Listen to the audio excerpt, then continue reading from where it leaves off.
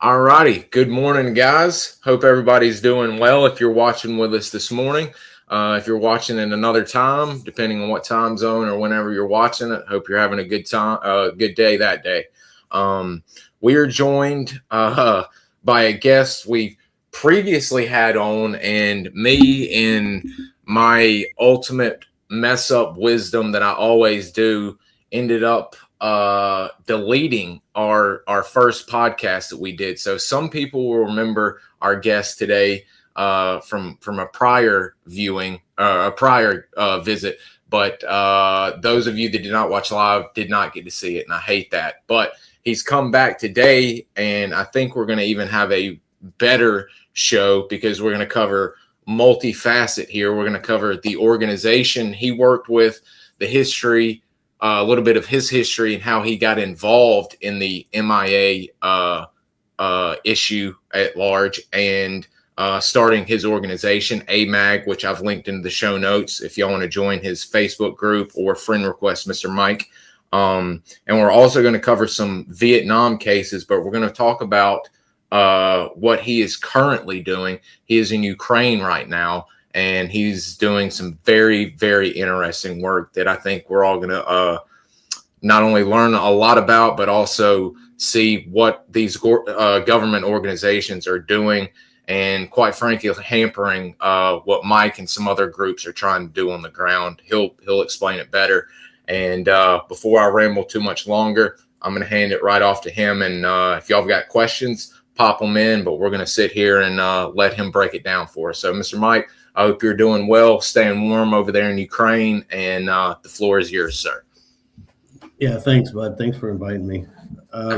Yeah, I'm happy to come on. You know, there's a lot going on in the MIA world. A lot of people, I think, they watch DPA and they follow some of the nonprofits that are out there, and maybe they don't follow AMAG, but we do a lot of the similar things, but we're not a partner with the government agency. So it allows us a little bit more flexibility. That's always a point of contention. You know, it is what it is, but we try to help families directly. So families that can't get answers from, you know, DPA or another nonprofit, they reach out to us, and I've got some great people with AMAG, John Bear, Camille, really good researchers, and we'll start digging into it, providing information to the family that they typically have never heard about the loss incident. You know, their representative is their casualty officer. So each family is assigned a casualty assistance officer of an MIA family, and that's their main point of contact. So even with DPA, for DPA to get to a family, they typically have to go to that service component and that casualty office and to that casualty officer and get to the family that way. We're definitely not trying to get in the middle of that. You know, so we also let the families know, you know, your main point of contact is your casualty officer. So, you know, we'll provide you information, but you know, if you could provide that to him or her, and then if we find enough evidence that warrants an on the ground investigation, then we'll try to raise money, put together a plan, send a recon team out there to do a logistical assessment, and then come in and try to do that. So we've done that in the last year in Cambodia, Laos, and Vietnam, and in the Philippines, on Mindanao, and also in Ukraine. So in Ukraine right now, we're helping families also of international volunteers. So we have families that we assist from Great Britain and Australia, the United States and Canada, and some other places that have come to us, you know, to try to help, because there's a lot of issues with international volunteers missing in action here from, you know, really, if you take in both sides of the conflict, there's 100 different countries, nationalities that are missing. Hey, the power just came back on, so this is good. Thank goodness. Run dead. Yeah. But yeah, so that's what we do. And, you know, we started AMAG last January and immediately went to Southeast Asia. We already had a list of cases and families that we were working with before we got incorporated. And we went over and we got some good information. We started working with DPA, you know, as much as that's even possible, not being a partner. But you know, we investigated sites. We dealt with DPA. We deal with the foreign governments, with the ministries of foreign affairs, sometimes with the military, the local communities, even down to the mayor level if you're working in somewhere like Mindanao.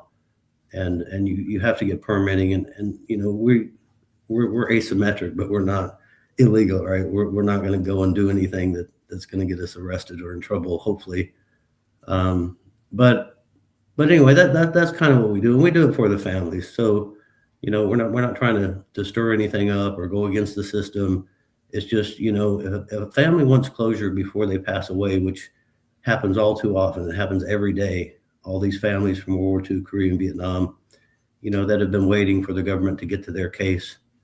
And at some point they say, you know, I don't want to die like my husband did without knowing what happened to our son, or you know, my father, about what happened to his father. So I understand, and they didn't have much of an option, because a lot of the times when these nonprofits are aligned, you know, and sign memorandums of agreement, sometimes those MOUs preclude the nonprofit from dealing directly with the family. So we don't have that in our way. So there's not a whole lot of options for them to come to. But so that's what we do, and in a nutshell, you know. But there's a lot of stories about the places that we go and the things that we do and the cases that we work on, and some of them are pretty intriguing, and it keeps all of us busy. We got a great team. You know, PJ Richardson's our chief operations. I got John and Camille and Jennifer down in Texas, and people here on the ground. We got people in the Philippines. We got people in Vientiane, Laos. We've got a big network, and now we're picking up members on our Facebook group and supporters, you know, that are watching what we're doing. And I think it's, you know, it's just great. It's the first year has been so successful for us, and we've been able to accomplish way more than I thought we would ever be able to do. Wow. It's and as we're going to learn, and as I've started learning in the process of, I mean, I'm fully engulfed in SOG and Force Recon, so I'm not up to date on very many other things. I'm knowledgeable, but getting into this subject, I had no idea I mean, I knew there was issues, red tape, shall we say, but I didn't realize how difficult it was for y'all. Forget even getting on the ground, you know, getting to the correct site, as you said, you know, with locals and such, but the government and such, maybe not, shall we say, directly working against y'all, but making it hard for y'all to do y'all's job. It makes it all the more noble, what you guys are attempting to do and doing. Well, no, I would say that they do actively work against us at times. So sometimes it is active obstruction. Most of the time it's indifference, you know, not providing the simplest stuff. But yeah, kind of the way, you've got DPA, which is the behemoth of the POWMI accounting world, right? That's where I come from, SILHI and JPAC, that became this agency that it is now. So roughly 700 people and $200 million a year to get 200 IDs. And more than 3/4 of those IDs come out of American cemeteries in Punchbowl and the Philippines.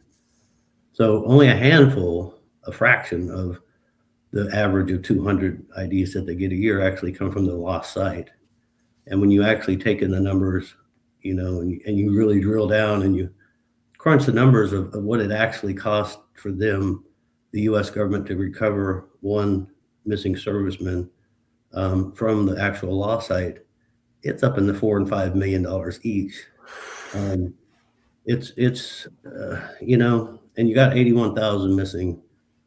You'll be at this for 400 years, and it's going to cost you $100 billion. And I honestly, I think there's faster, better, and cheaper ways. I understand, you know, it's forensic science and it's an accredited laboratory and blah, blah, blah, and all that, right? I got it. But there's commercial technology out there. There's a lot of ways to speed this up. There are groups like us, you know, maybe we don't want to be hamstrung, but, you know, a little resources would be nice. Give us a list of sites you need investigated in places that you can't get to, you know, and we'll go do it. It's not that hard, honestly. but they make it hard. And so we try, and we deal with it every day. It never goes away. But the nonprofit world and the POWMIA, DPA has 121 partners. They may be 120, maybe 122 now. I'm not sure, but last I thought it was 121 partners. Those are universities. There's different specialties, and then there's groups like us, and I'm not going to name any similar groups for various reasons, but there are other similar groups out there that use volunteer labor to put together teams to go to crash sites. And if you're trying to decide what you want to do with the rest of your life, and you're going to decide that you want to make a nonprofit, you start looking and seeing what's close to your heart, right? Because it's a charity. You don't make money on it. Actually, you lose a lot of money on it, but you look around and you say, oh, this POWMIA thing. I mean, that's like the greatest thing in the world. I think people would love, and plus you have to look at where your donor base. What are the donors going to? What are the donors gonna want to give their money to? Right. Well, this is a great cause. Of course, you're gonna have a lot of people that want to help. But once you get into it and you realize there's 121 different people out there, and they've already got all the donors kind of wrapped up, any of the big money, you start to realize I got some options and choices that I got to make. One of them is continuing to do what you do and pay it out of your pocket until you can't do it anymore. And this work isn't cheap.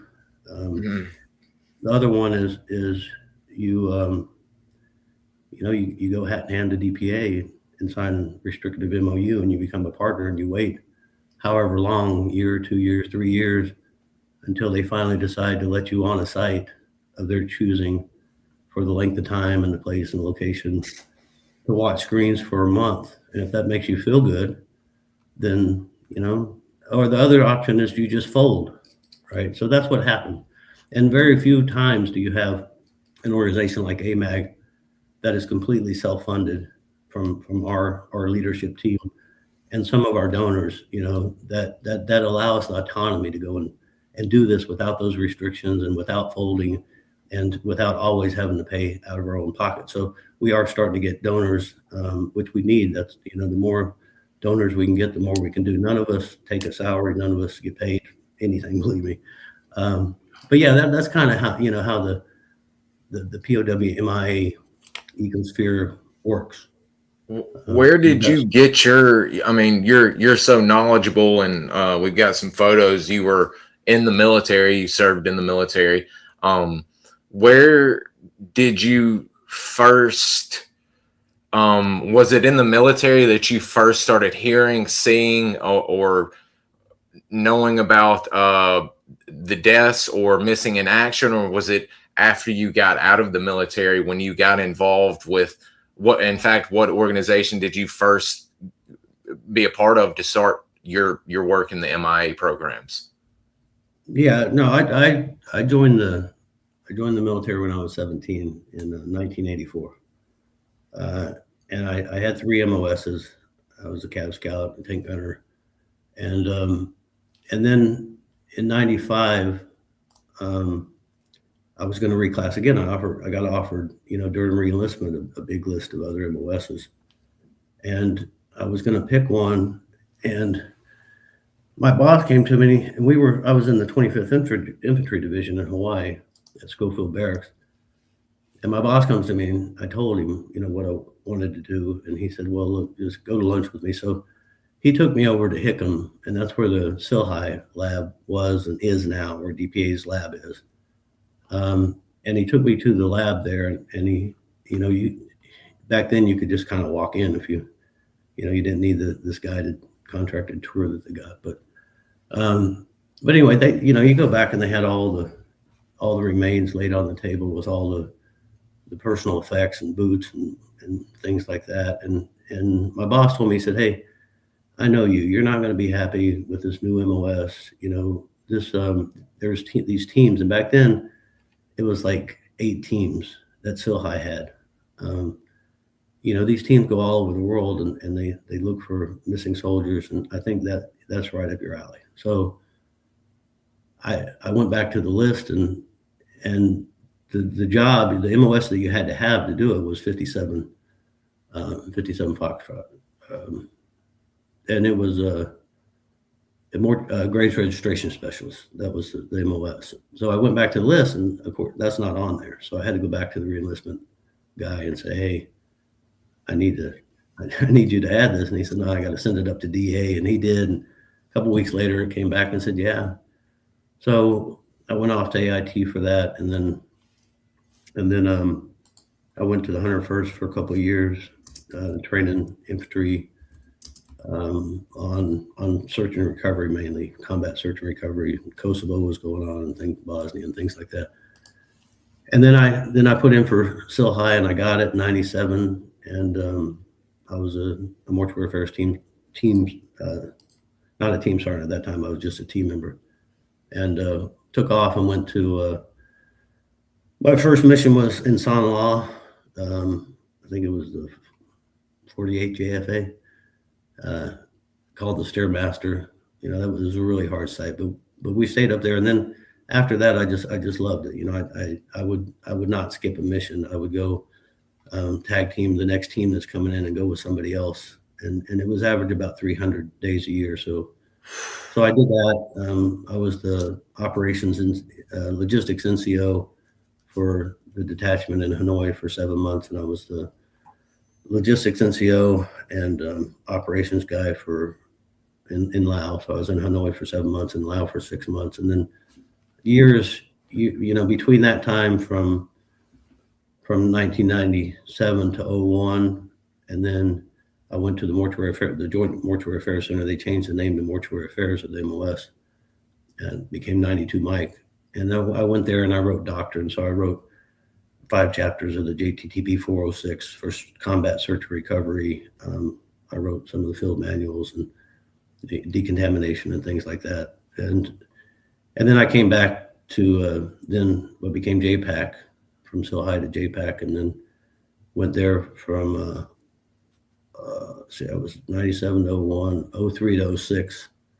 And during both of those times, at the tail end of my first tour and my second tour, I was working in North Korea, so I was responsible for all the North Korea logistics operations. I would go into China by myself on a tourist passport and go to the embassy and tell them I'm here for some crazy stuff, and get all the stuff that we needed to do the North Korea operation for whatever year that was. And then I would go in to North Korea and set up the base camps with the equipment that I had, and kick off the first missions and lead the first missions there. So we did that up until 05.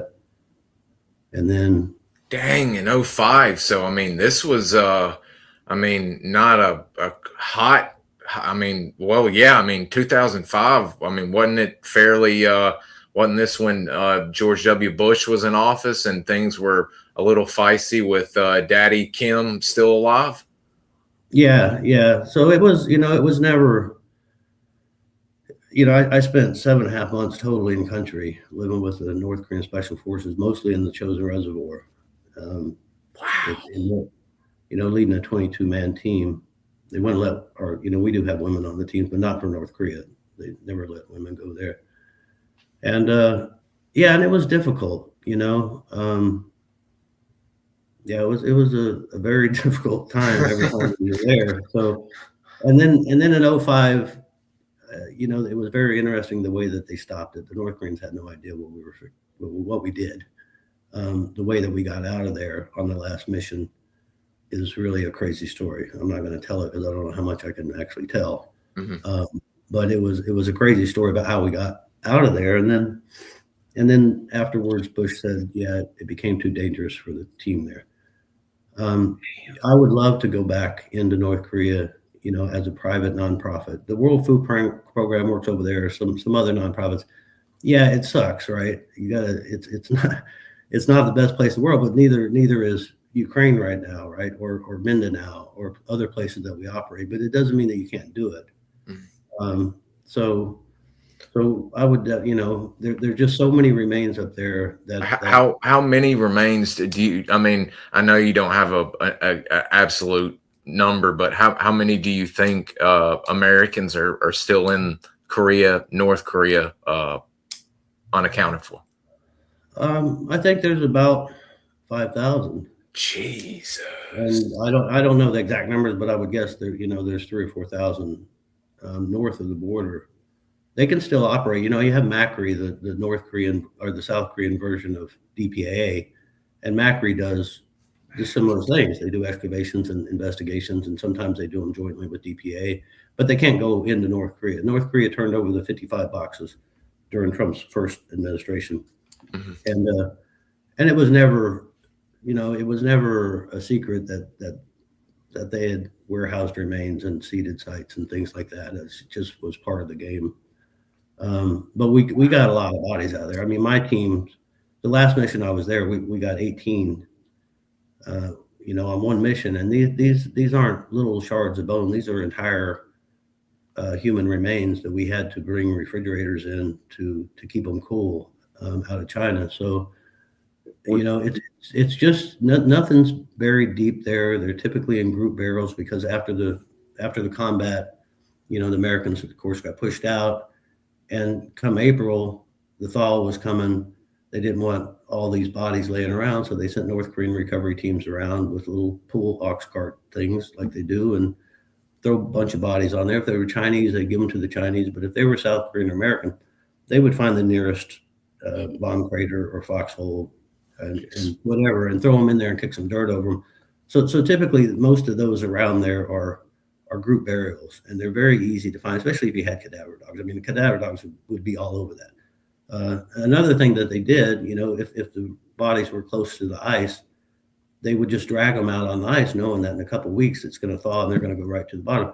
Right in very shallow water in the chosen reservoir are fully clothed United States soldiers, and there is absolutely no reason after 20 years for somebody not to go back in there. And if DPA can't do it or won't do it and probably shouldn't, I don't agree with active duty military teams being in there, send a nonprofit. I mean, it ain't that hard.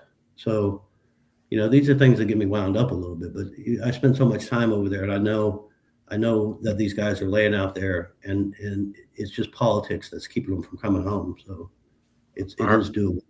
Are the majority of the Korea unaccounted for? Are they mostly Marines, Army ground pounders? Or are there many pilots that went down that are unaccounted for, or were they rescued in the moment? Or no, it's a mix. It's a mix of everybody. It is.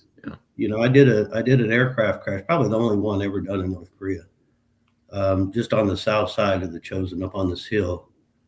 And I was on the investigation team that went to the west side of the Marine side of the Chosen, which nobody's ever gone there.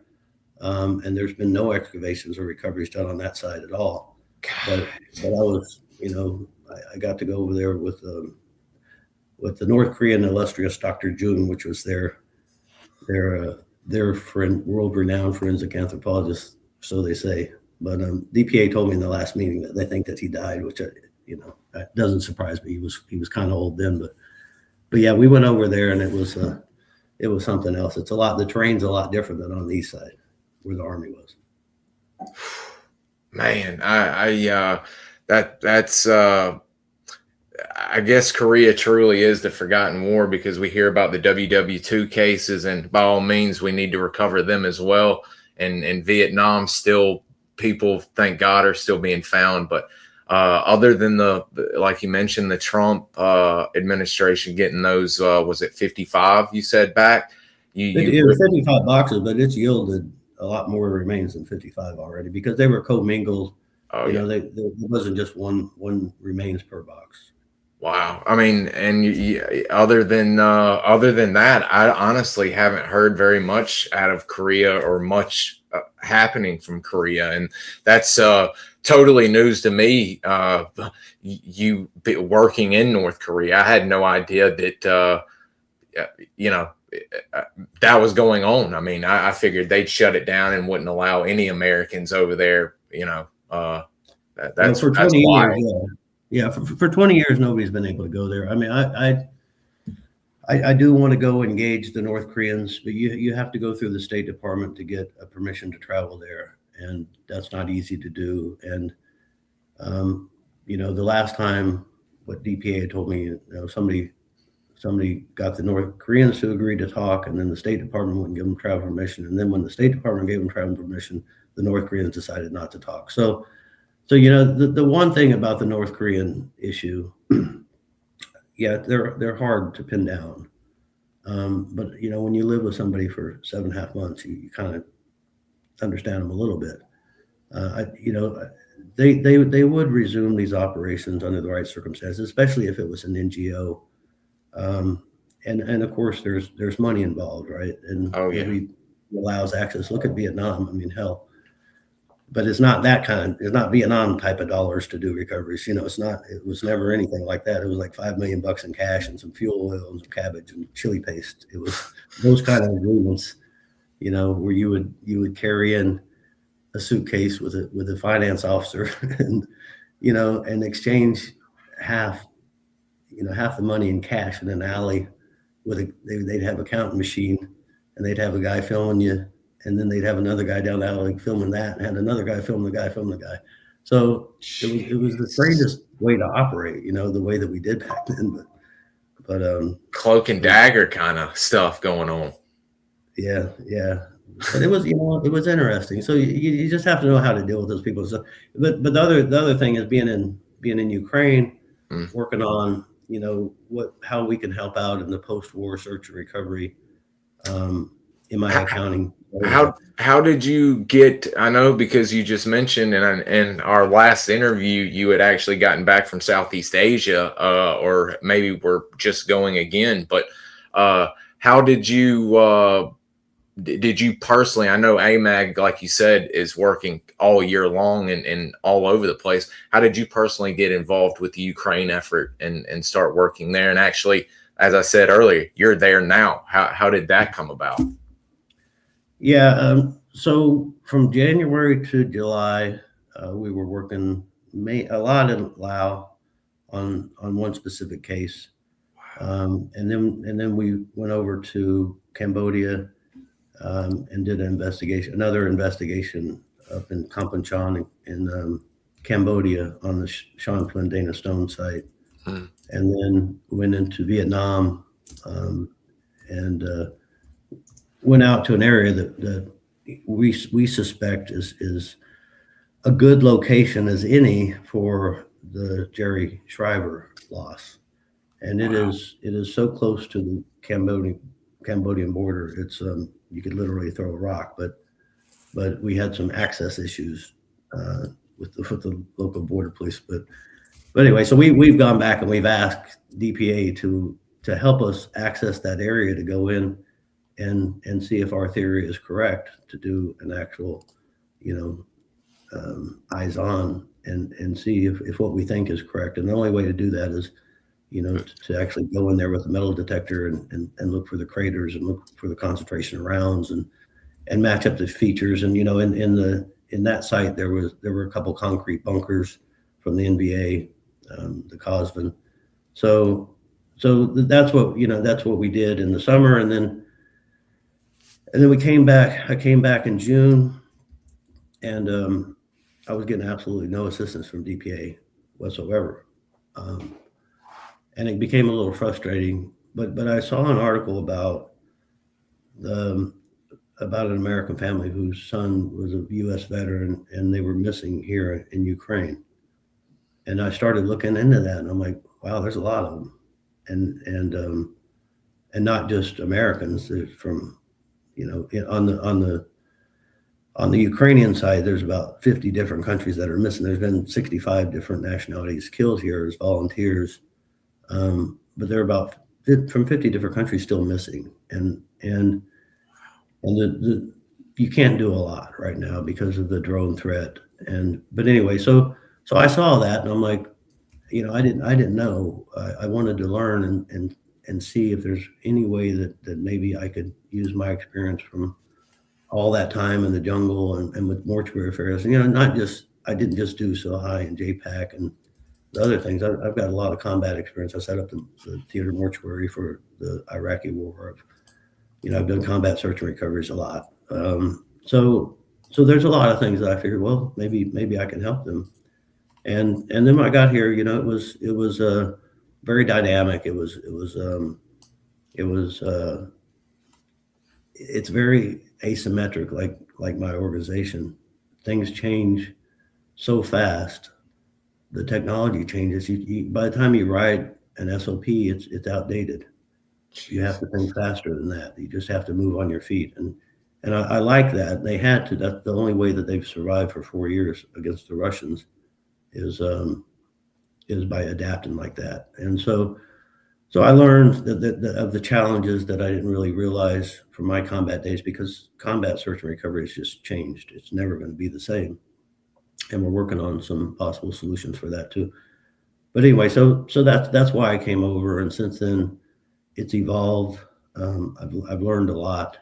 I was very naive when I got here last July about a lot of things, but a lot of people are, especially you come to the middle of an active war zone.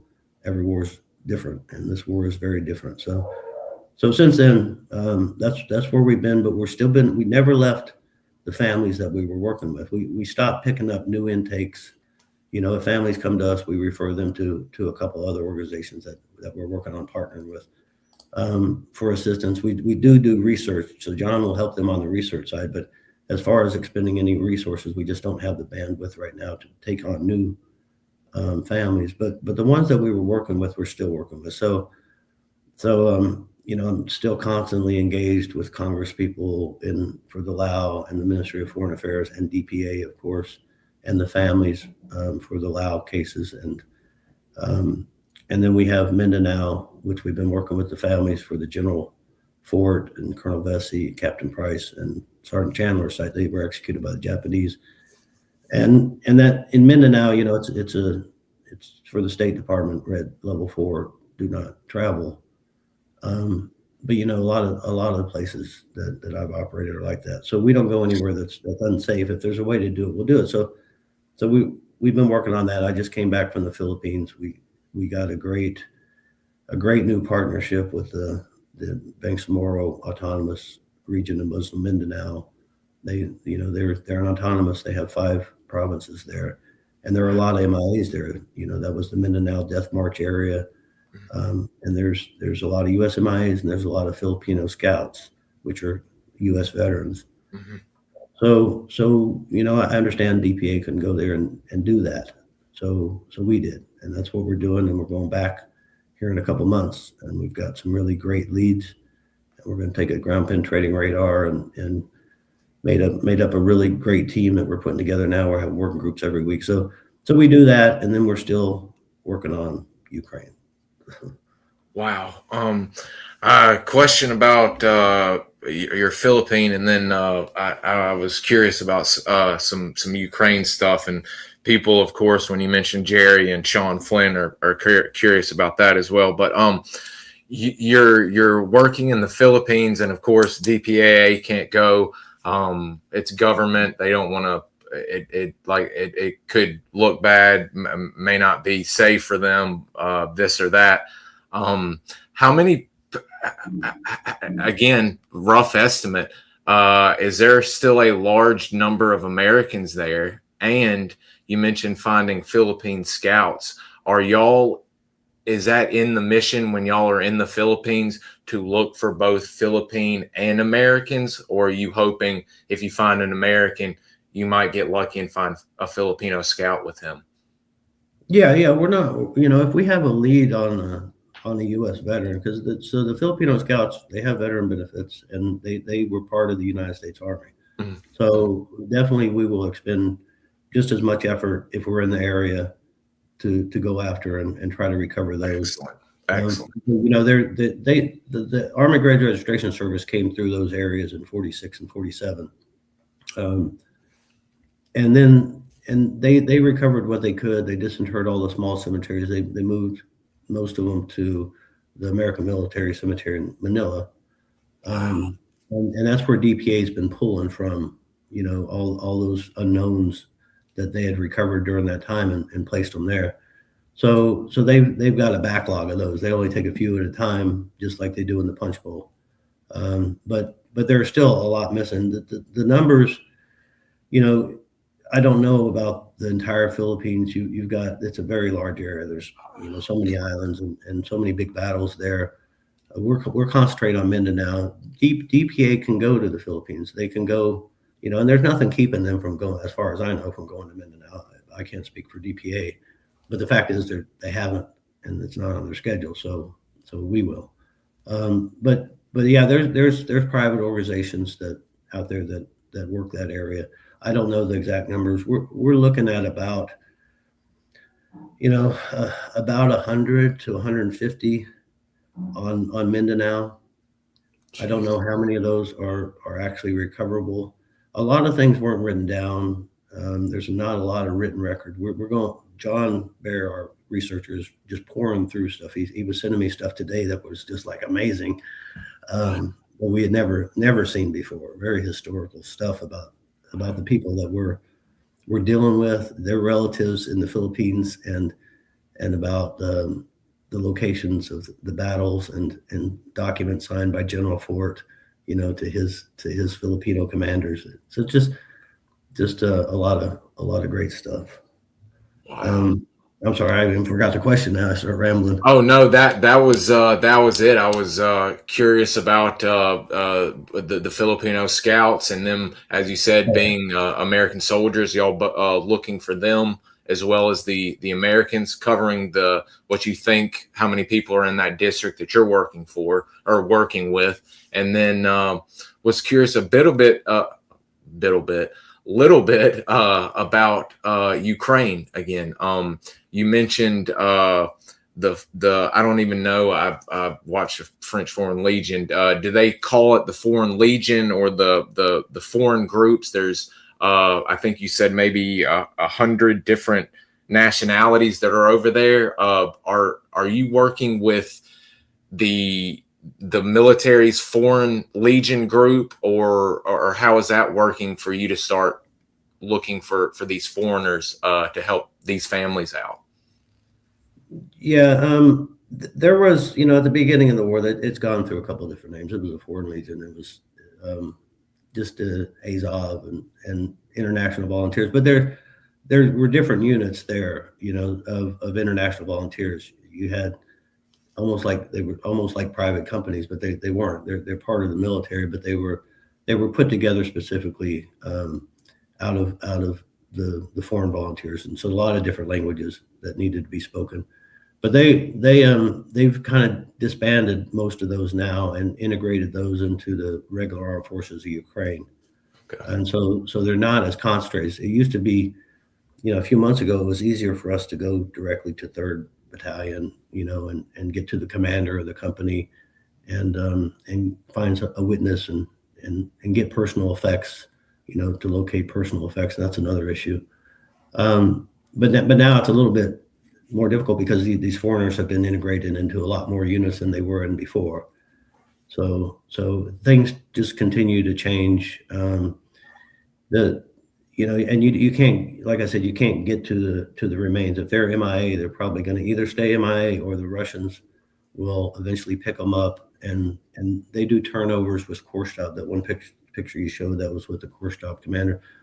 So the Ukrainians do a really good job at handling the POW and the MIA turnover, the repatriation from the Russian side. So typically the Russians will repatriate 1,000 bodies at a time over to the Ukrainian side, and those are in storage, of course, until the forensics teams from ICMP, some ICRC help, and of course the Ukrainian ministries will pull the individual remains out and do anatomical processing and do DNA. And so Korshtab doesn't deal with the forensics piece of that, but they do deal with the turnover. So when they turn over POWs from the Russian side, they typically do the body transfers also.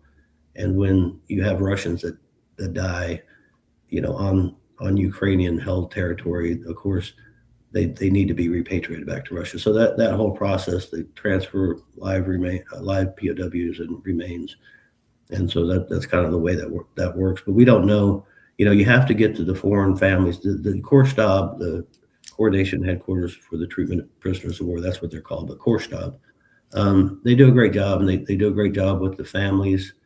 The Ukrainian families, they have a very secure web-based system to reach out to the families to give them updates. But with the international families, it's not really there, right? So if you're a mother, or a wife in Colombia in a village, and a wife and two kids, and you've been getting a paycheck, some money sent over from Jose that's been volunteering over here, and then that money stops, and eventually, the Ukrainian armed forces will notify the Ukrainian ministries, and they'll notify the consulate or the embassy, and then that consulate or embassy from that specific country will notify the next of kin, whoever that next of kin is listed in their passport application, and then notify them, and then they'll get some updates in Ukrainian from the ministries about the loss. And after that, what are you going to do? Now you have no money, you have no husband, and you don't know if they're alive, if they're captured, or if they're dead. The same way Halfway across the world, huh? Yeah, and you're getting little bits and pieces of information in a language you don't understand. You don't know about the benefits, how to, there are things where if a volunteer goes missing, they're still in the pay status, so they get combat pay, which is more. But that has to go into that Ukrainian account that they opened when they got here, and that the family probably doesn't have access to. So while they're in this missing status, they're still getting paid, but nobody's coordinating getting that to the families. So, and then if you find, and then you got to get the FRS, the family reference sample, from that family in the village in Timbuktu. And it has to be a certain relative, like a child or a sibling, mother, to get the DNA from them, to get it here, because it's only processed here, and to get that in the system in The Hague with the ICMP system and in the ministry system, so that when they do find a body or they get a body turned over, they collect the post-mortem DNA, and if it matches, then you can turn back that body, and then the family at that point can get a death certificate to settle the death gratuity benefits and things like that. So if you're halfway around the world, and most of these, a lot, everybody comes here for a different reason, political ideology or for the money or whatever, right? So everybody has their own personal reasons to come here, but whatever, when they get killed, they're due benefits, and their families are. And if you don't have a robust program to help them and make sure that their FRS is collected and things like that, and just the like we do in our office in Texas, Jennifer Owen, she's our international family assistance coordinator there, and she deals directly with the families. And just a lot of times it's just somebody for them to call and talk to, even if there's not any new information, which there's not a lot of times, unfortunately. Especially now with the snow on the ground, there's not much you can do. But just having that link there, so the families that are around the world in 100 different countries, they don't have anywhere to turn to. So we're trying to set up an international family assistance center here in Kyiv, so that we can work through the ministries here and through the military to get their personal effects when they do recover the body, and they, to assist them in repatriation or burial in the country or cremation or whatever they want. So that doesn't really exist right now. So that's what we've moved into, because we can't affect the search and recoveries at the moment. We're working on some technological solutions for that, but at least we can help the families with information, personal effects, get their DNA in the system, try to hook them up with a lawyer to see if they can get access to that bank account and things like that, So that's what we're doing over here, and we're leaning forward towards the post-war, which is going to be there's over 500,000 people missing. I mean, nobody's ever seen anything like this. And with the drones and the disassociated portions, when a drone hits you, that it's not like just picking up a body. It's more complicated. And the way that Ukraine handles combat deaths are criminal cases. weird for me, but it works for them. So, it gets assigned to the National Police. And Wow. so these recoveries have to be done in a certain manner, to satisfy their laws. And so it's a very complicated, it's going to be a complicated, long, expensive process that I hope that some of our involvement here and our suggestions will take root about how to expedite this, because you don't want to drag this out like we did, like we do now.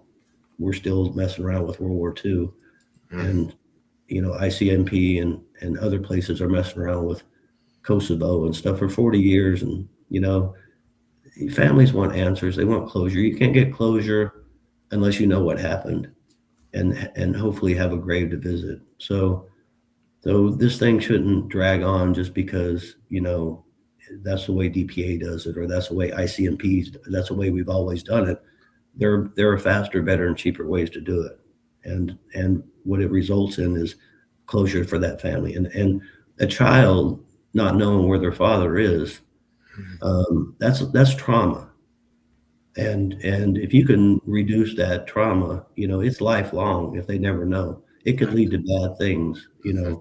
So really, it's really worth effort. It's not the safest place, but definitely it's noble cause.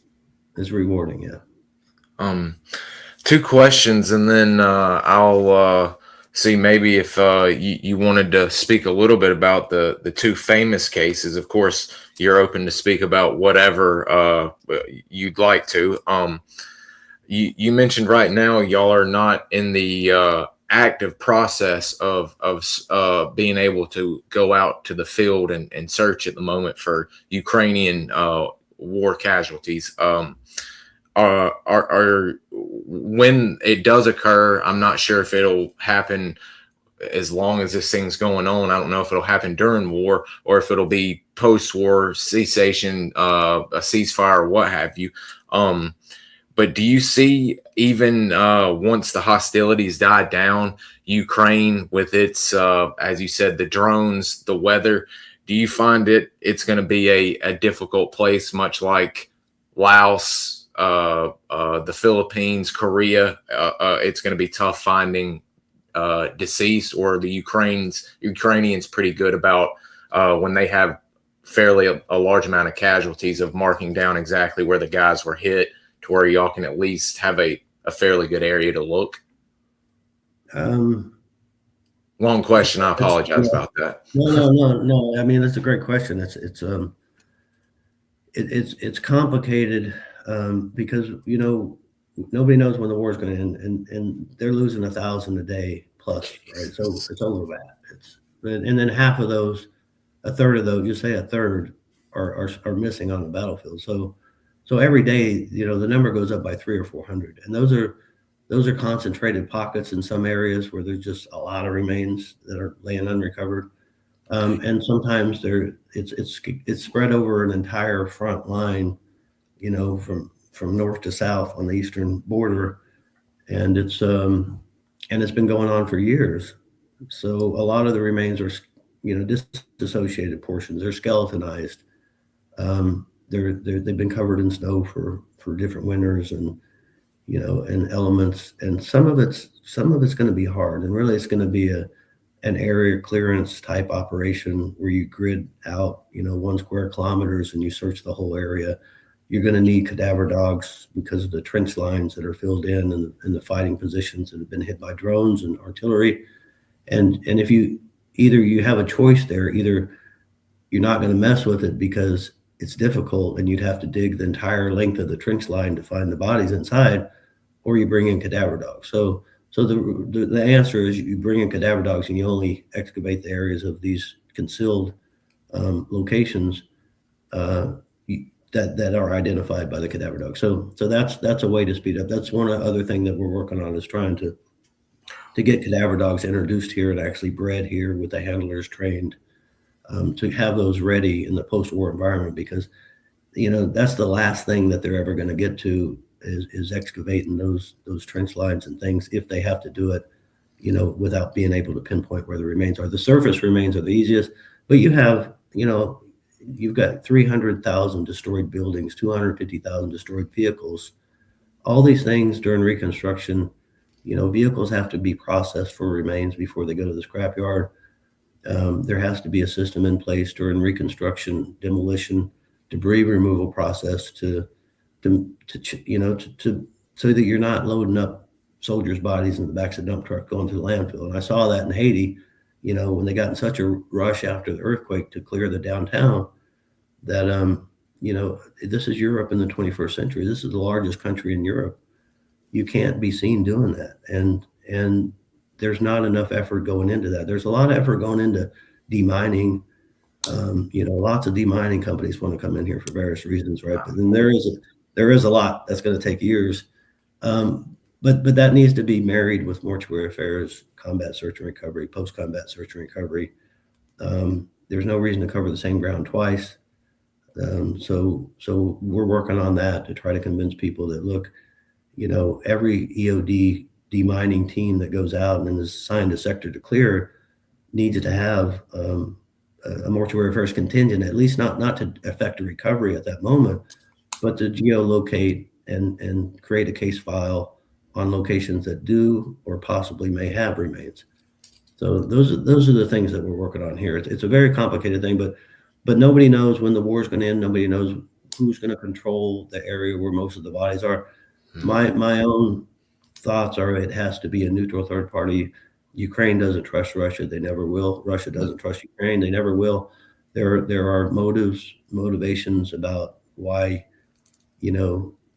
everybody you identify, that's a family you have to pay, and it's a lot of money.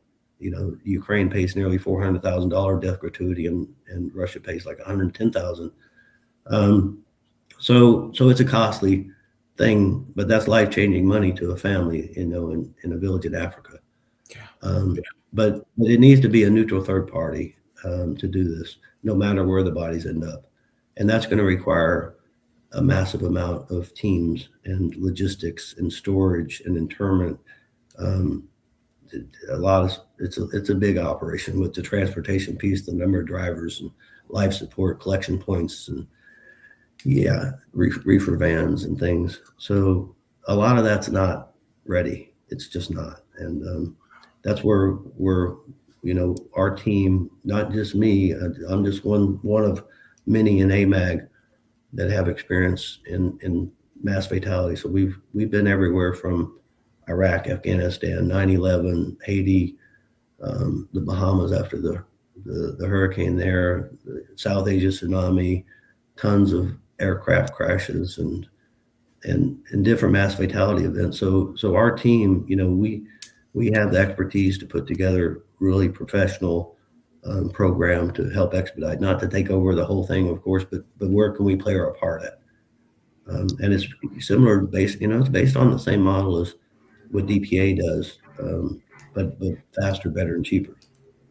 Wow. We're going to be having a retired Special Forces veteran who served in Iraq and Afghanistan and was an EOD specialist on tomorrow, and he has been going back and forth to Ukraine to work on EOD and mine removal, and I'll need to bring that. I just made a note of that. I'm going to bring that up to him because he was telling me a story, either that he saw it on a newscast or something, that some of his buddies or a group he knew, they were in a trench line digging out a trench line, getting ready for a Russian assault. And they ended up finding a WW2 German with his stall helm still on, and a piece of an MG42 right there, and got him, and of course showed him respect and got the body out. And I have no idea where they sent it, but that's even amazing that y'all might still have the possibility of finding WW2 casualties along with modern day Ukrainian Russian casualties.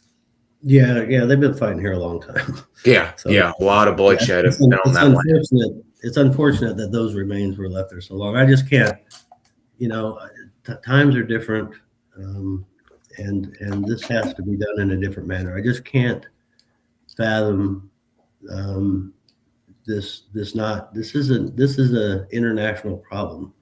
that's going to require an international solution. So it's going to require a big effort. And I just can't see, 50 years from now, 100 years from now, when there's a next war here, them digging up bodies from this war.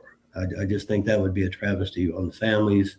It would be a moral injury to everybody that could have stopped that. So with the technology available now, like you said, and the training with the dogs now, I fully agree. It's a travesty of humanity. It's not justice per se. Well, in this case, in Ukraine, it is justice with the unnecessary invasion. But we need to find men, and the Vietnam is a huge case. We've got a guy in the chat that helped me out on my first couple of podcasts. We covered SOG MIAs, and he's the person who educates me and constantly helps me out learning about MIA, and that's his method and pursuit in life to help out as much as he can, looking for Laos and Vietnam vets. Could you talk to us a little bit about your work, since you actually have worked in some capacity, maybe on the ground for both, at least for one, the Sean Flynn and Jerry Shriver cases in Vietnam and Cambodia? Yeah. So I've been working on that since I was in uniform. So I did go back to JPAC a third time in 08, 09, after I spent a year in Iraq as a military advisor. So at that time, I became the Cambodia desk officer. So I started working on the Sean Flynn, Dana Stone case at that time, and then was contacted by Rory Flynn, who's Sean's daughter. And she had a couple people working on the case. And at the same time, so one of them, David McMillan, he's Australian. He's worked a lot on that case. He's worked directly with Rory and some other people. She still has people that she deals with that are doing that. But that's how I got involved with the Sean Flynn, Dana Stone case. And then I got to be friends with Tim Page, who was Sean's roommate, and they were great friends. And he has spent a lot of time, also trying to find them. So, I was trying to help both sides, and Rory and Tim at times didn't see eye to eye on certain things, but I got to work with both of them. And then I've never given up on that case. And we located a site in Kampong back in 2010, and Dave and I were going to go do the recovery there, mechanical excavation, pretty deep. And then the earthquake in Haiti happened. And so I ended up having to go over there for 3 months, leading that recovery for the American citizens that were missing. But Dave already had everything ready to go. So he had, all the equipment and stuff. So he went ahead with his team, and they did excavation. They recovered some remains. They turned those over to the Stony Beach rep at that time at the embassy in Phnom Penh. And they got to DPA, and they turned out not to be Sean or Dana. But possibly, the thought is that these remains are one of the missing Japanese journalists. So there was DNA test run on them, and it doesn't conclusively say that they're Cambodian. And the extensive dental work that they had is not something you'd see in the 60s in Cambodia. They had implants. So we think we know who that is, and it's been sitting on DPA's shelf for a long time, now for like 16 years. But yeah, so that area is still the ripest area there in Kampong Chon for them to be at. There's still a well out in the field that was filled in. That's another, area of interest, but that's a lot of work getting in that well. And there may very well be a lot of other remains down in that well when you do get to it. So it may be a similar case of what happened in 2010. But yeah, I've been working on that, and I went back out to take a look at that area where the well is. The well's easy to find with the GPR that shows right up, but actually getting permissions and getting the people out there to actually dig that thing out, and not knowing exactly how deep it is right now. But besides that, there's no real new clues on the Sean Flynn Did, And Dana Stone. If you ever get a chance, though, if you're interested in it, read, of course, if you don't know about it, read about Sean Flynn and Dana Stone, but also read about Dana's brother, Tom Flynn. Tom was a heck of a character, and he ended up getting killed in Afghanistan. But read about him and his life. He was an amazing individual also. So it kind of ran in their blood, that gypsy blood that they had. Wow, I had no idea about that. I'm actually doing a Google search now. You mentioned this well, and I showed a photograph, and I believe there's footage of it that people have alluded to, that this was literally the last moments or so before the ambush or whatever happened, where they were killed. Were they killed and then all of the bodies dumped in a well, or were they buried and then put in a well late? What's this well issue about? Well, nobody knows exactly. I mean, if we had more information, they would have been found, because there's been a lot of people looking for them. But the well just came up from a couple witness interviews. Oh, okay.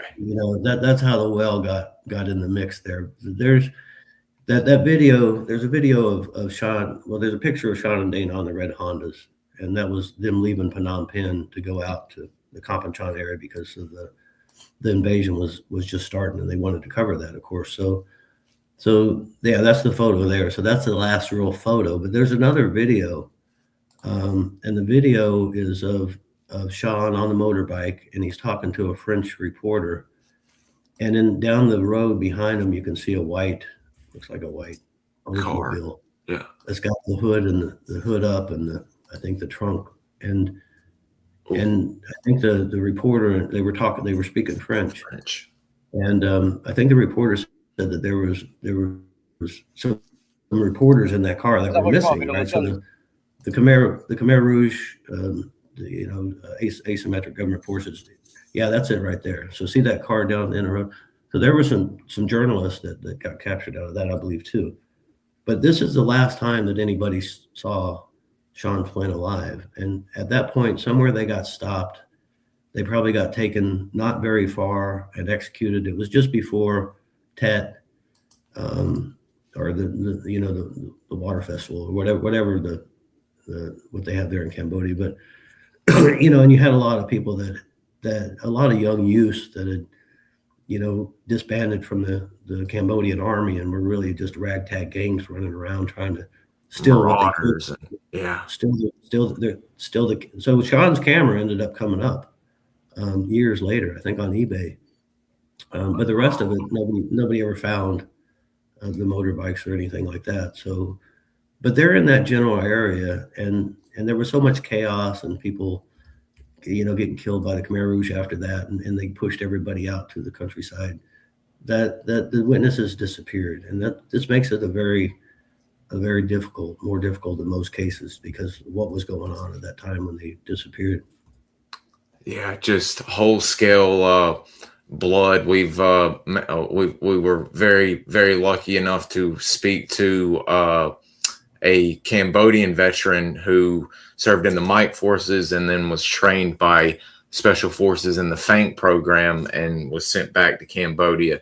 And thank the Lord he survived, and he survived the killing fields as well. And it was just a hell on earth, basically the best way to describe it. It went back to the Stone Age style hell on earth, just utter craziness.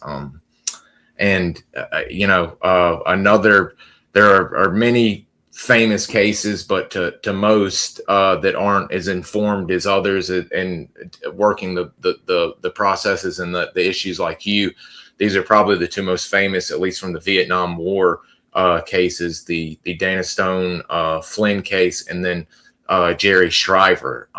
Could you tell us a little bit about what you know, at least maybe the history of the past digs, and if there's any processes or any updates on y'all finding Jerry one day, maybe? Yeah, I've done a few special forces cases, some pretty prominent ones. My last investigation in '09. I remember this on Memorial Day. I was leading an expanded investigation team, and we had like 20-something sites we had to investigate. But we get up to the top of this hill, and there's a fighting position there, and you get a poncho, and there was a pair of boots, and it was Donald's shoe. So he was a SOG guy. And so that was a great, it was on Memorial Day. And it was the last mission that I did in uniform, so that was pretty cool. But I also did the recovery on Larry Thorne. We recovered him up on the side of the hill too. That was a wow, pretty interesting fight there. But yes, for Jerry Shriver, I've heard people say he's in Cambodia mostly, right? And some people, I've heard that he's in Laos, which there's no way in hell he's in Laos. But the area that we've identified based on the search and recovery reports, mainly from the team that went back a year later, to that grid coordinate and the terrain features that are mentioned by some of the people that have been on your show, about some of the witness reports, especially the helicopter pilot that saw Jerry get shot in the tree line. So we narrowed that down to an area that all looks like it's very probable that that's the actual area. Some of the reports, one guy on the mortuary on the graves registration team mentioned, the parrot beak. Well, no, that's not correct. But this, I think that this has got a real possibility of being the site, and it's so close to the border. And I think in '79, some of the border lines changed a little bit too. But it's in the area that of interest is right in this gray zone. So there's a border checkpoint. The only way to get in there from the Vietnamese side, there's a police border checkpoint. So that's as far as we got. It was 700 meters from the site that we wanted to look at. But from that site, it's really only about 300 or 400 meters to the Cambodian border. So that's why unless you have business to be in that little zone along the border, you just don't go in there. And so that's why after that, we came back and, we had already told DPA that we were going out there, but, I let them know that, hey, here's a grid coordinate. I really would just like if you could talk to the Vietnamese and allow me to go in there and just check this out. Right. But of course that never happened, and we got absolutely no support with that. And I don't know if anybody's even tried to go out there. I don't need to go do it. Amag doesn't need to go do it. Somebody needs to go do it. I think the evidence is there to actually send a team out there and look at it, but nobody's come back to me and asked me why, so I just don't think it's something that they want to look at, but it's unfortunate. But we don't give up, figure out a way in there. It's not that hard, but we're going to check it out. We're going to get there. And if it's not there, okay, at least we know. But yeah, so that's about the extent of what my knowledge is on the Mad Dog Shriver site. But there was a lot of witnesses. There was a lot written right after that about how many bomb craters, who was in which bomb crater, how the whole battle progressed, and all the hours, that they were in that area before they finally got extracted, and what happened to Jerry when he tried to flank the pillboxes. So I think that there's a lot of information there if you just sit down and you pull it all together. But it's just that location, that to me everything kind of matches up, and we're not going to know unless we get in there. Yeah, I believe I found this on the Amag site, or honestly, I can't remember. I think it was the Amag site. Is this one of y'all's photos where y'all think this might be the area of Jerry's downfall? Unfortunately, no. That's actually from another nonprofit. I know who that is. They were out there in about the same time I was, February, March of 2025. That's got to be from the Cambodian side. So I don't think, and I don't quote me on this, but I don't think during that trip they went to Vietnam and tried to come in from the other side. But that photograph could be just a few hundred meters from where I'm talking about. But where I'm talking about is actually on the other side of the line on the Vietnam side. So So it's in the same general area. Yes, it is that area. Wow.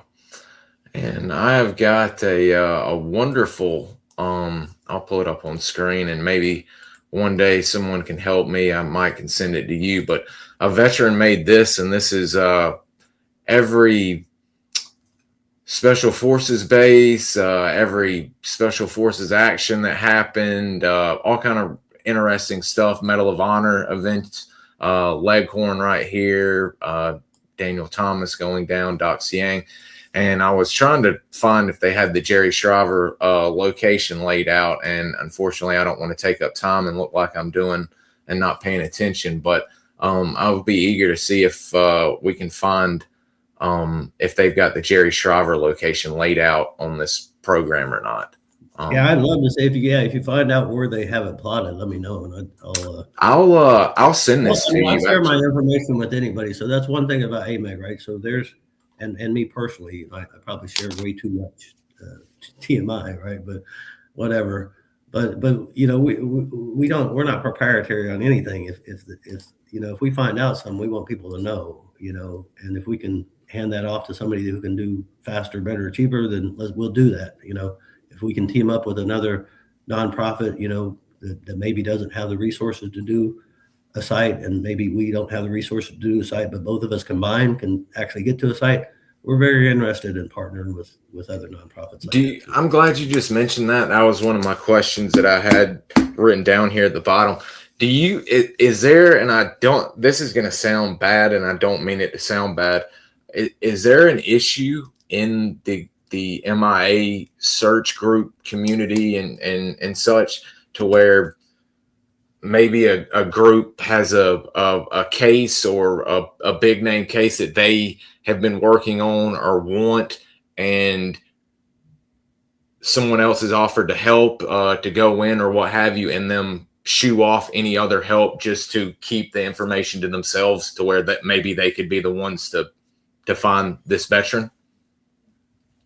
Well, I can't speak to any group in particular. No, that it definitely wouldn't surprise me. No, I can tell you that nobody's ever come to me. Well, one group did. There was one group that came to me with a case that they just couldn't get to. But besides that, no, I haven't had anybody come and say, hey, Mike, I heard you're going to be in Vietnam. Can you go take a look at this site? That'd be great, if they did.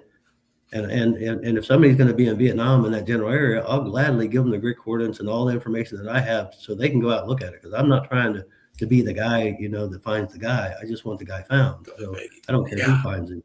Jeez Louise, I'm glad to hear that, because you would think everybody in this field, shall we say, it's nonprofit, but field nonetheless of work, that they would say exactly what you would say, that, hey, if I can't get in there, I'm not going to hold on or gatekeep this information. This man needs to be found, or veteran needs to be found, what have you, and them get after it. Well, a lot of it too is if you're a partner, if you're under MOU with DPA, you're only going to go do the site that they tell you to go do. So, you're not spend a whole lot of time actively investigating stuff for families, because you can't go do it anyway because you don't have the permission. You're going to wait for your job, and they give it to you, and you work that job then. Yeah. So I think that's why a lot of that doesn't happen, because most of the nonprofits out there are under MOUs for various reasons, and they have stipulations about what you can do and what you can't do and who you can deal with, and if you can publicize any of your efforts and your work, which happens.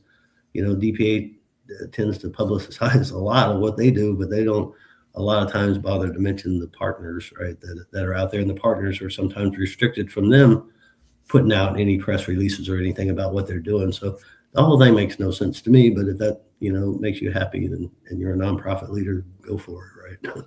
Jeez, did you ever want to early on? Did you ever want to work for DPA full time, like be a full on investigator and field operator, or did you early on know that wasn't the route you wanted to take, and you wanted to do what you're doing now, right off the bat? I knew right after I started it, in '97, and I told a lot of people, and I think a lot of people said, yeah, right. But I said, I would like to do this, you know, in the post-military world, not knowing what that was going to look like, whether it would be a JPAC, SOI, DPA employee, or doing it on the nonprofit side, or what it was going to look at. It turned out to be this, but no, I don't have any interest in, I was a national cemetery director of E&S, for a lot of different national cemeteries. In the last 5 years, I was the director of Virginia State Veteran Cemeteries. And, I've gotten to the point for various reasons that I just can't really do that. I just can't, I can't, I can't really operate in that kind of controlled environment, right? I need some autonomy. I need to go when I can go, and not go when I don't have to go. And so this nonprofit stuff works out a lot better. I don't foresee that. And plus, those are military teams, and they have specialists on them, forensic anthropologists, archaeologists. I don't have those skills, and I'm too old to go. Not going back to college now for that. Yeah, so I don't bring anything to the party there. I can use my experience, doing what I'm doing, and I'm happy with that. But yeah, it's something that I always wanted to do, and it's really fulfilling. It is really, except for the time away from the family, which is immense, and some of the financial hardships you go through trying to put something like this together. It's very rewarding, and to be able to help these families is great. And I don't ever see doing anything but this. That's I can't see how it can be anything other than rewarding. You're helping, not just in Ukraine now, helping as much as you can with the current travesty that's going on, but you're helping multiple generations of war fighters indirectly, and their families directly. I really just don't see how you could not wake up and go to bed every night saying I'm doing a damn good job, and I picked the right line of work to be in. Yeah. Like I said, it's very rewarding. I mean, I just can't see doing anything but this. I just wish, that there was more cooperation and more support. There's no reason why, the government shouldn't give us some resources and a list of sites where they're not going to go, or they can't go, and just let us go do it, and give us the format of the investigation report you want us to provide you. What product do you want back? And we'll go there and we'll do that to their standards, on our own terms and our own, a non-standard MOU. But that never happens, because honestly, I don't think it fits their narrative, right? 200 IDs a year for $200 million, 45 days on a site, and I just don't think it fits their narrative. Faster, cheaper, and better isn't job security for a lot of people. And I'm hoping not only with the veteran interviews I do that it makes people want to talk to veterans and do what I'm doing, and get these histories preserved while we still have all of these men and our future vets, the GWAT vets. But for the young people that are coming in that are interested in not only the history of the war and individuals, what can a young man or a young lady do to do what you're doing, to get linked up with an organization and start helping out? And what would be the best route to do that?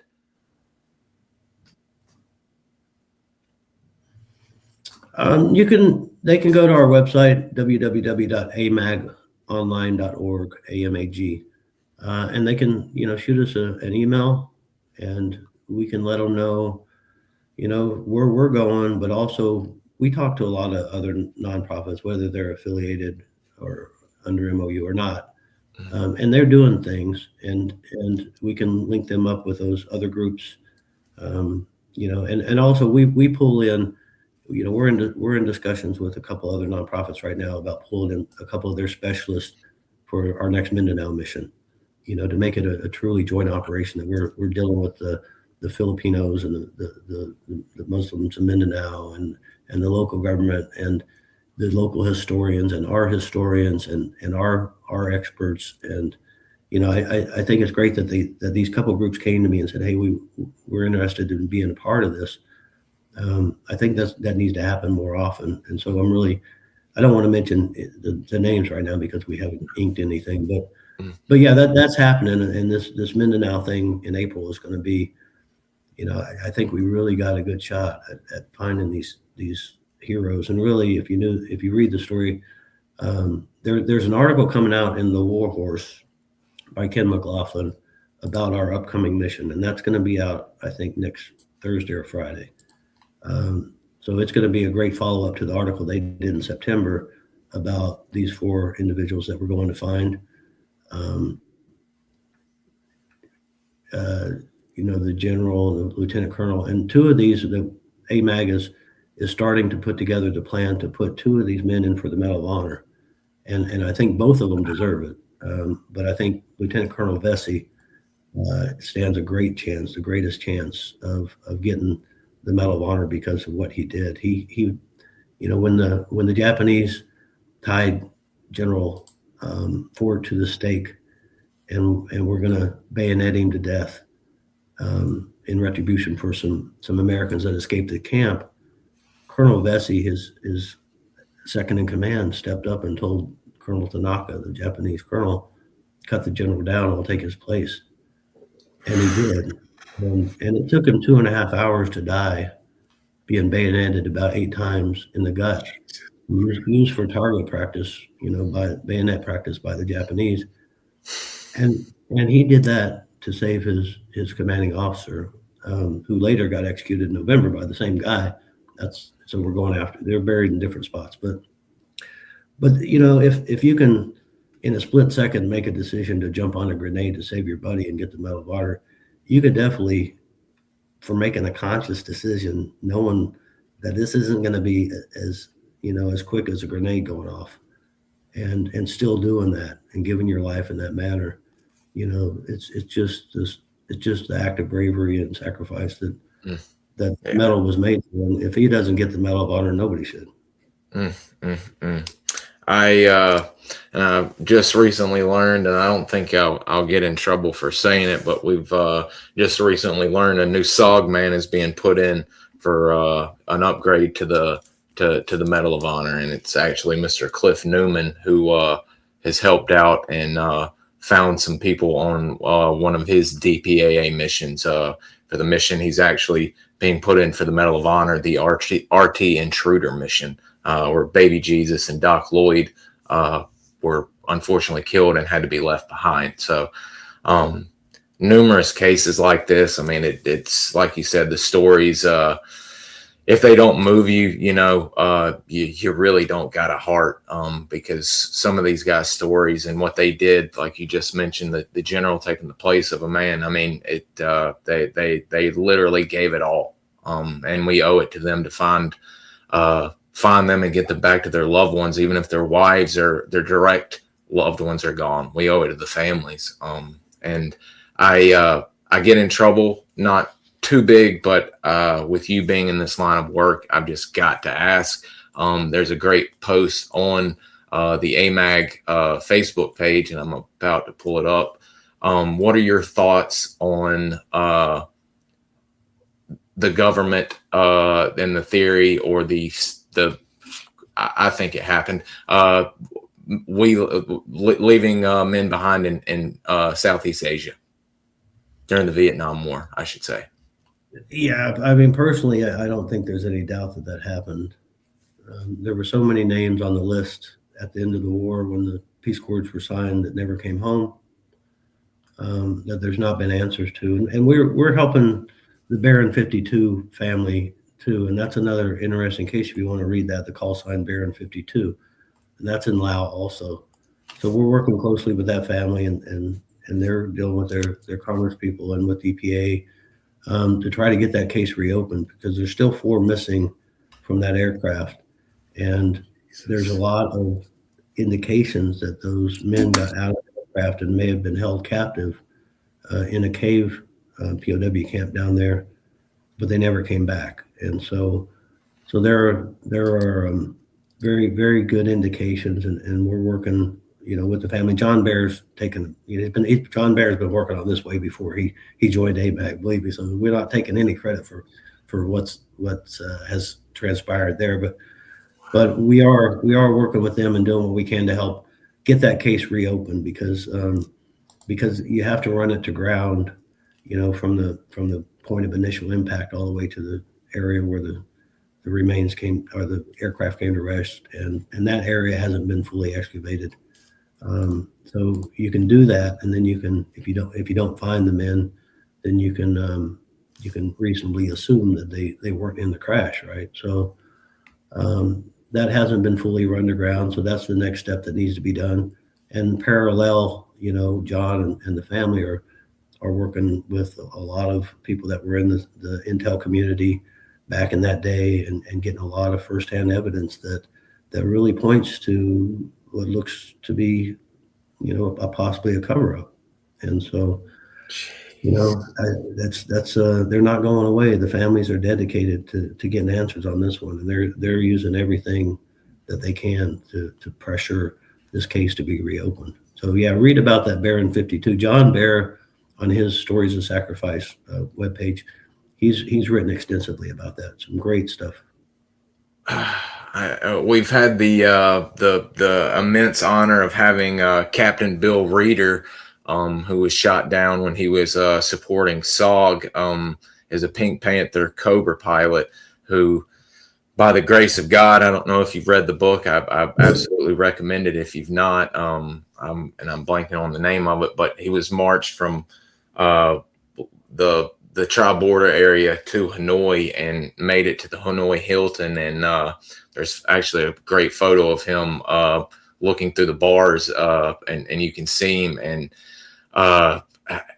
he even said he knows for a fact Americans and Vietnamese, that when they were marched, that, if they slowed down, they were shot, put on the side, and God only knows where that was, and all of that. And then some were, like you said, left, and presumably were left to die, and some guys ended up making it back to FOBs or getting picked up by helicopters. So I've always, especially since my friend Brandon has gotten me to read some books and listen to some authors and some people, I'm of the same boat. I definitely think men were left behind, unfortunately, as bad as that sounds. They became a liability. You couldn't let them. You couldn't come back and change the record. So it's unfortunate what happened, but it did happen, and I think the records need to come out. Everything needs to come out. There needs to be transparency, and if that's what happened, that's what happened. Let's own it, right? And let's try to get some answers for the families. History is history, and we don't need to go changing that and messing thing up and lying, no matter how bad it is, as we're kind of seeing right now with the history. I'm trying to find it to promote it, but and I am extremely embarrassed. I cannot remember the gentleman's name, but he was a Marine platoon leader in Vietnam, and his brother was a Navy pilot, and I'm blanking on his name, but his brother was shot down, and by all accounts, he survived, made it to one of the camps, and there it is.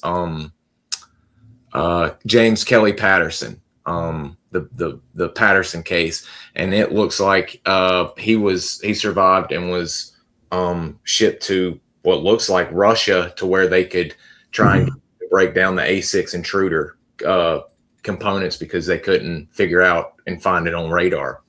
Yeah, I've looked into that case too. So apparently, he had some freedom to roam around the military base where he was at in Russia, and possibly on the Ukrainian border here, in the border area. But yeah, there were there were witnesses that specifically remember Patterson, and they knew that he was American, and he could roam around a little bit, but then, later when those same witnesses were re-interviewed, they changed their whole story. So somebody had gotten to them. But yeah, that's definitely an interesting case, and I think it also happened in Korea during the Korean War. I think you had a lot of men that were shipped through China to Siberia into Russia, and unfortunately, it's another thing that happened. It would be nice, to get some transparency on that and get to the actual truth. But it's hard with some of these countries. The old Soviet Union, they did a lot. Secrets. I don't think that they're still coming forward with a lot of information that they have. No.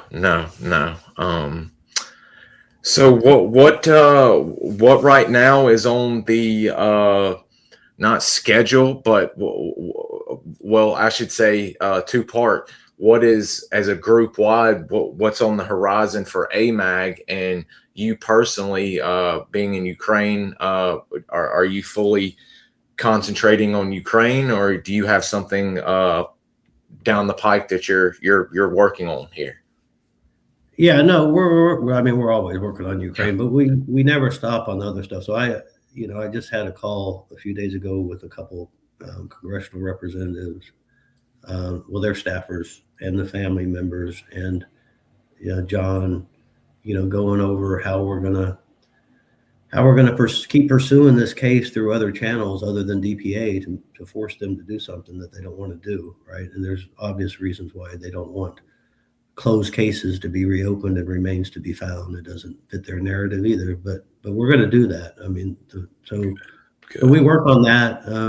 We've got in April, we've got the Mindanao mission coming up. So that's an everyday ongoing project that John has taken the lead on. So John, we have weekly BTC working groups. We got the family member, General Ford's granddaughter, an eyewitness. We've got the local historians. We got the Muslim Mindanao leadership, and now we're pulling in this other nonprofits folks to finish planning the mission. So we've already we've had our teams on the ground in Marawi City, and if you don't, Marawi City, there's a reason why JPAC doesn't go there, and there's a reason why it's on the level 4 do not travel for no freaking reason list, right? So, but that's where the bodies are.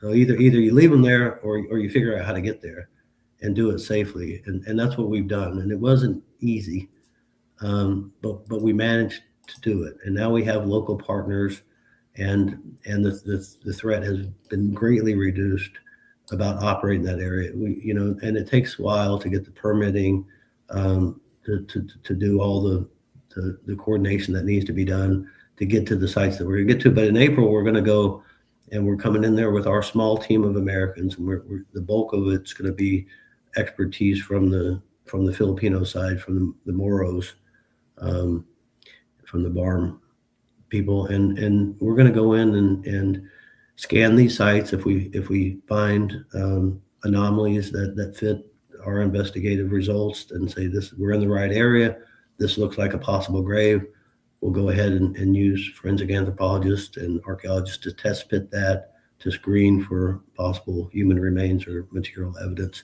and hopefully we can come across where these heroes are buried at. So that's going to take place in April. And it's going to be a big deal, because the Barbara Fox, General Ford's granddaughter, she's the custodian of all his stuff, right? His personal effects. She has all his diaries going back to the teens. He was a constabulary there in the Philippines before he became a general, and all his documents. He's got artifacts that came from the Moro peoples that he was leading. Knives and spears and things, but really historical documents that talk about a lot of the history of that specific island and that specific area. And even the people that we're dealing with, our partners in Mindanao, their relatives are mentioned, their grandparents are mentioned by name in General Ford's documents, and to be able to show them that. But But Barbara's going to turn over. She's going through everything now. She's going to turn over a large portion of that to go in the museum in the Philippines. And so I'm gonna head back there next month. I'm gonna go see the family, and then I will go to out to California and pick that stuff up from her, and then go into Manila and meet the rest of our team and part of their team. We're going to have a ceremony there, very very well publicized, to do this turnover of artifacts to the Moro people, and then we're going to go down to Mindanao and go out and do these sites, and then retrograde back. So that'll take a couple weeks there. Actually, right about 3 weeks total. There's a lot of, it's different islands, and I got to bring in a GPR and an operator from Manila into on the Mindanao. So that's coming up in April, and then it'll be back here to Ukraine, and hopefully the war will be closer to ending. But here we're still. I have a great team. I got Vitaly, who's my partner here. He just retired. He's a senior colonel he was a senior colonel, but now we're partners now, and he's a great guy. He's a humanitarian. He's constantly going to meetings here and working his way up through, expediting the DNA process, changing the way that the post-war DNA is going to be collected and analyzed and matched, and all this stuff to try to expedite identification for families. Working on opening the International Family Assistance Center here in Kyiv. So Vitaly's going to continue working on that while I'm away. And then Mark Mazzaroli, he's a father of Patrick Mazzaroli, who's a Canadian citizen who went missing here last year in September.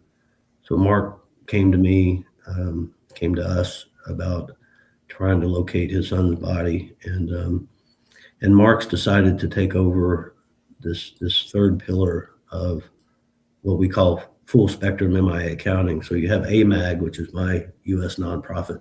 It's one pillar, and you have Vitaly's nonprofit here called Memory Way, and it's a Ukrainian nonprofit, and that's going to be so my Amag does the field stuff, right? We do field stuff. That's what I do. That's what I know. Vitaly's is to run the International Family Assistance Center and to navigate the ministries that need to be navigated for each case, which there's a lot of different ministries and departments in the Ukrainian government that deal with a missing person, a missing soldier, and a lot of external agencies. So that's what that second pillar of Memory Way does. And our third pillar is the advocacy and resourcing, which is the International League of POW/MIA Families. And so that is Mark Mazzaroli. So Mark has taken the lead on that pillar. So I'm the pillar head for Amag, and Vitaly's the pillar head for Memory Way. And now we have Mark Mazzaroli, who's the pillar head for the International League of POW/MIA Families. And he'll be here on the 22nd, here in a couple of weeks, 10 days. And this is his first time here. So we're getting him into meetings. He's already got some meetings scheduled with some big people. And he's going to let them know, this is going to be a family-led advocacy group made up of families from 100 different countries that you're going to have to listen to, right? It's very similar to the way the National League of Families was founded after the Vietnam War. The families got together and pressured the government, and advocated for awareness and resources. And that's why today DPA spends $200 million and gets 200 IDs a year, is because of that, right? That's what you have to have here, because nobody's going to listen to me, as an American Amag nonprofit leader.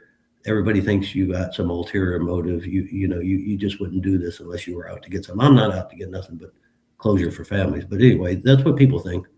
People will think the same way about Vitaly and Memory Way, but the family-led piece of it, right? You have a grieving father, whose son's still missing out on the front lines, in Luhansk over here, that's taken this on to bring all these families together from 100 different countries, and to have them go, he'll have a chapter in each country, especially like Colombia, America, and Ukraine, or, all the countries that are missing quite a few of their citizens, to have those families pressure their local government, their federal government, for resources to put towards the post-war recovery and identification, and to make sure that it's funded, and that they just don't forget, they don't drag their feet, and they don't try to use the same old broken models from previous conflicts that just are going to make the families wait forever if they do that. So Mark will be here. Mark's leading that. So that's the three pillars. We got AMAG, we got Memory Way with Vitaly, and now we have the International League POW MIA Families with Mark.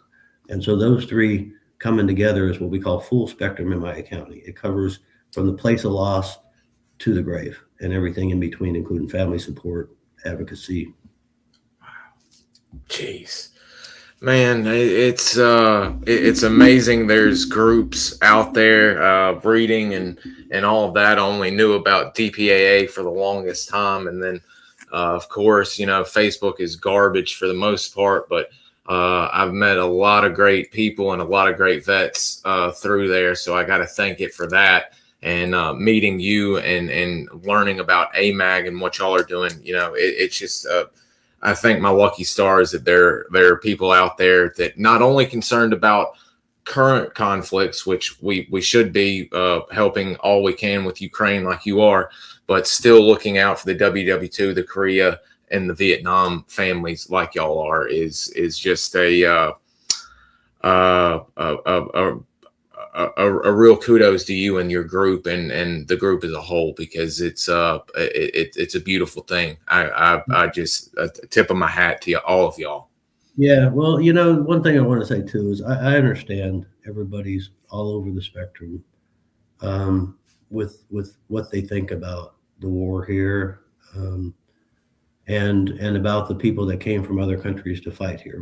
Some people, they're international volunteers, Foreign Legion, they're mercenaries, whatever, the right-wing extremists, PTSD veterans, I've heard it all. And I got it, right? If you don't care about it, you just want to ignore it, go, okay, fine, just ignore it, because there are some of the people that came here for money, right? They're not from the richest countries in the world, and it's an opportunity for them to take care of their family.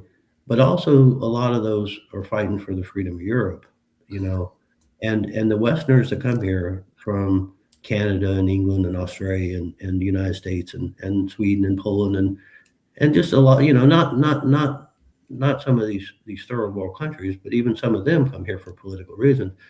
But they could make more money at McDonald's. $36,000 a year to be getting shot at and blown up by the Russians isn't here for money, right? You didn't come here for money if you're from a westernized society. So people need to get that out of their head too.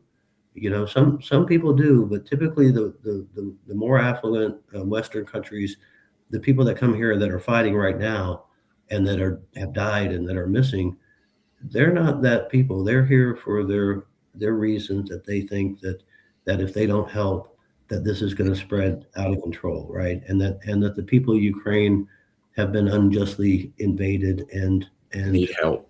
There's a genocide going on, but I understand that people don't want to hear that. People have different sides of the story that they've heard and different news that they watch and whatever, and that's fine, But what I want the people to understand is that there's still. So you agree with doing World War II and Korea and Vietnam, but here you have pregnant wives and you have small Old children people. that you can change the trajectory of their lives. You can't change the children that were missing fathers that you never found from World War II, Korea, Vietnam. They're already grown dead. But here you actually have generational change that you can make by affecting change for these recoveries, right? So whether you think the father, husband, son, whatever came over here for whatever reason, money or political or whatever, the children, right? There's no reason not to do this right. So that's my 2 cents. And if people don't agree with it, fine, I got it. You don't agree with it, you don't have to follow AMAG page, because I post everything that we do. So there will be Ukraine stuff, and if that trips you off, it probably ain't the page for you. But it's not overtly political. I've never seen you. It's like you just said. It's about the families and getting the deceased and the fallen back to their families. You can, like you said, you can disagree with this, you can disagree with money, blah, blah, blah.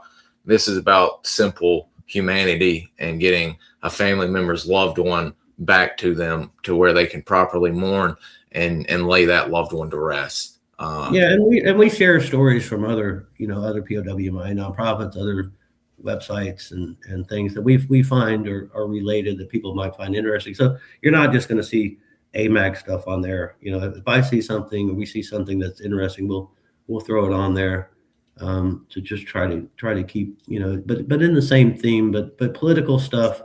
Yeah, I've got my own political beliefs. I try to keep them as much as possible off that site because it's not about that. Mm-hmm, mm-hmm. And just today, as we're wrapping up, I was looking, and y'all posted some really interesting. Besides interviews, y'all have got wonderful photos of historical figures, but there's a wonderful two wonderful photos, satellite photos of where they think some Korea War veterans are actually maybe coordinates for their lost site, which is very interesting to see. That's Dazzling Don. So Don does a great job. I mean, I share a lot of his stuff from his group. So if you can, if you see his group, that's me sharing his stuff. But go to his site and follow him because he doesn't post everything on our site, but he'll post some stuff. But if you want more of that content, go to Dazzling Don there and join his group because he has a lot of cool stuff that he posts. Not just all MIA related, but sometimes he'll throw it on our site, and sometimes I'll see it and share it on our site. It's an amazing community you've built, and I'm so glad that you were open to coming back. There for a while, I was quite nervous to tell you that I had screwed the pooch and ended up deleting somehow our first interview, but I think this one was not that the other one was bad, but this one was just leaps and bounds more informative, and we covered and learned a lot. At least I know I did. I'm glad you got rid of that other one. I think there's so much happened since then. It's more interesting now than it was back then. It wasn't bad, but like you said, there's been so much happening that you did, and now that we really got a lot of great stuff covered today. Is there, as we're wrapping up, is there anything you'd like to say? I've shared in the show notes the AMAG website link and your Facebook and AMAG website link into the show notes so they can reach out to you and join the group. I'm a part of the group, guys. But is there anything you'd like to say as we're closing out? No, I mean, I'd like to say, of course, thank you for letting me come on and talk. There's a lot I haven't covered. I mean, and always welcome to come back again and talk with us. This is right up all of our alley. So yeah, well, I'd love to, but yeah, I don't want anybody to get confused about, if they'll see me comment on some DPA site, some of their social media posts. I'm very critical of that agency's leadership. I am. I think it's very inefficient, and they've done some stuff that just makes no sense to me. But I don't ever want people to think that I don't have great respect for the scientists and especially the uniformed members that do that work. I mean, that's what got me into this. I think it's great. It's the highlight of their career, I'm sure, like it was mine. I love that you can love the game and hate the players, right? So Absolutely. There's some of the players that I just don't see eye to eye with, and I don't just ever see that changing. But I don't want anybody to think that AMAG is anti-DPA. We're not. It's the mission. It's just we have our own way of doing things, and if I see something that I think need to be pointed out, I'll point it out. And sometimes people may, I get people that come back and they say, hey, they start arguing with me about it. I'm like, hey, I'm just telling you facts, right? So I try not to put a whole lot of opinion on there because that you can argue with opinion, you can't argue with the facts, right? So some of the facts speak for themselves, and they're pretty damning. And so yeah, but I just wanted to say that is don't get me confused with some anti-right-wing government guy that just hates the federal government. It's not that way. That is the furthest thing anybody at all will from hearing this and seeing you online. You've never seen anything that would give that off. You were a straight shooter and a damn good man, and people are already saying please come back. But we will need to do a part 2 now. Actually, a part 3. Part 1 originally got messed up, but yeah, if whenever, I know you're busy, of course you're over there right now, and thank God you got power back and ain't freezing. Whenever you get some free time here in the coming months, we'd love to have you back, and maybe you can update us on if anything's occurred or if anything's coming down the pike that you can update us on. Yeah, no, I will. And luckily, we've got an app on the phone here. If you're going to get an air raid, and I'm surprised that in an hour and 50 minutes, this thing hasn't gone off one time. So thank God. Yeah. So the guy's the other day, he didn't have power, and I think it was -5 or 15. I think I forgot what it was, and it was. I was complaining about 25, and he's dealing with that. Yeah, I mean, the stuff you go through here, and really, it's not like I could just fly in for a meeting, and then go back home. It just doesn't work. The planes don't fly here unless they're after a missile. It's not easy to get in and out of this country. So once you're here, you're here. But while you're here, you're under constant threat. And I stopped counting the big bombings after 12, a couple months ago. And you just never know when it's going to come in. But it's the amazing thing is that this city functions. It's a beautiful city, and people take it in stride. Yeah, you'll lose some sleep.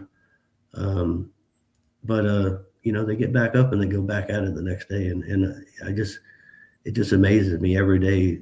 After a really heavy bombing, and you don't have any power, and most of these apartments don't have heat, and they get up after the curfew ends at 5 o'clock in the morning. They're out shoveling snow and getting in their cars to go to work. While the air raid sirens are still going, they just don't let it stop them. It just amazes me what these people go through here. So I've got it good. If I'm out of power, which is most of the time now, I definitely don't complain, because people got a lot worse here, and the guys up on the front lines are, they got a lot worse. So I have nothing to complain about.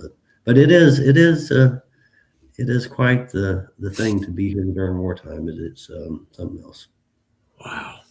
Well, we wish you all the luck and safety in the world while you're over there, and I will stay in touch, and hopefully here, like I said, in the month or 2 or whenever from free time comes up, love to have you back to where you can update us on what's going on. Yeah, let's do it from the Philippines in April. That will be fantastic. I just wrote that down on my little note card here. Yeah, so I'll stay in touch with you, but we'll plan on April then. That's awesome. Like I said, everyone is saying, please be safe over there, and I'm sharing those sentiments. So be safe, and I'll be in touch with you. All right, brother. Thank you. Yes, sir. God bless.